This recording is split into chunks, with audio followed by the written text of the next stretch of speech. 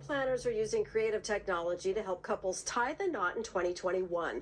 More weddings are expected this year than last, since most were canceled in 2020.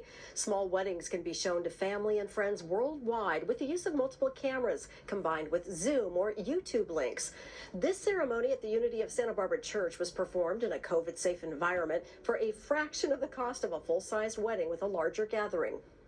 We're really surrounded by nature, by this wonderful garden, and so folks really can feel like they're outdoors, but there's a great feeling of safety. I know when I DJ these things, I'm 30 feet away, I'm masked up, and this way people can at least enjoy background music.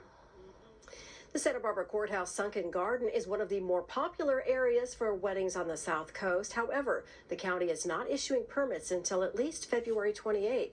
Those we spoke to in the wedding business say that they expect a rush for requests for planners and DJs later this year. Spring is on the way, and that means